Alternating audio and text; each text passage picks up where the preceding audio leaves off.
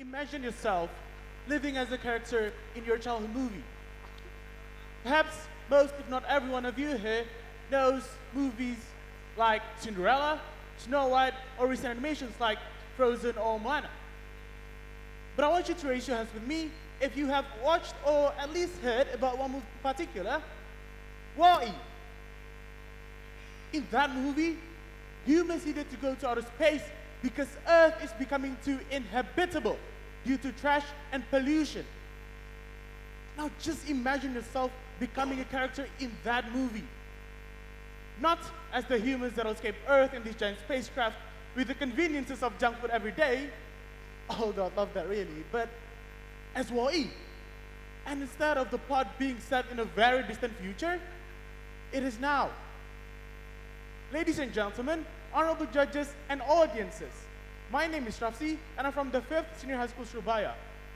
And I've come all the way here not to give you blatant optimism of a perfect green world, not to tell you the story of a fairy tale with a happily ever after ending for our Mother Earth, but to tell you an ultimate truth. One about our Mother Nature and her sorrows. Ladies and gentlemen, when you drive your car, the engine burns fuel, which in turn creates CO2. When you use the electricity, the production of the electricity burns coal, which also creates CO2. And when you buy food and goods at the groceries, the production of those food and goods also creates CO2. Now, these activities result in what is called carbon footprint. Do you know that, on average, an Indonesian person can emit up to 1.2 metric tons of carbon footprint every single year? Now, this tells us that every day, we're only worsening the impacts of the greenhouse effect and global warming.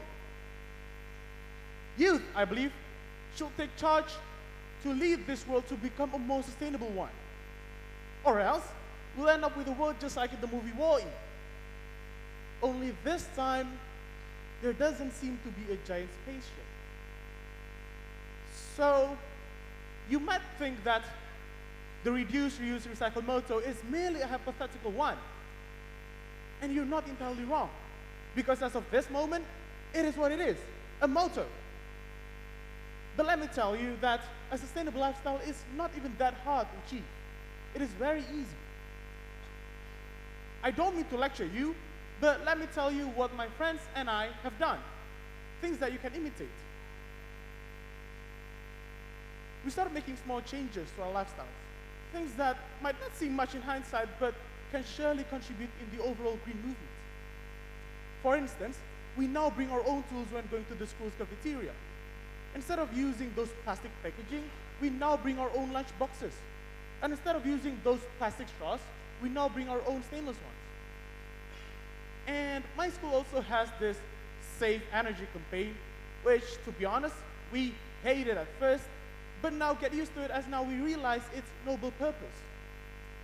If you're wondering why we hated it, it's because this initiative requires us to turn off the electricity from around 6 early in the morning to about 10. I talk the talk and walk the walk. I created this system called the Symmetry Form. It was initially a project that I and my science research team at school had to tackle the problem of space and to use the most out of it, essentially.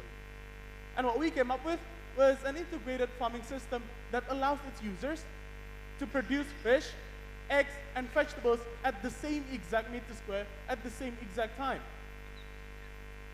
This system is also a system that uses a hybrid farming system, which means that it requires 70% less water compared to conventional farming. You can say that it's similar to that of hydroponics, only this time you can produce up to 3 commodities instead of just one. So it also makes more economic value. As you can see, the things that we do are not big things, they are small things, only with a hint and spark of our creativity and own innovation. But can you imagine just the scale of impact that we can create if only every person is willing to make those structured steps to reach a sustainable lifestyle? A wise man said that a journey of 1,000 miles begins with a single step. And now, what is your first step? I am RAFSI. Thank you.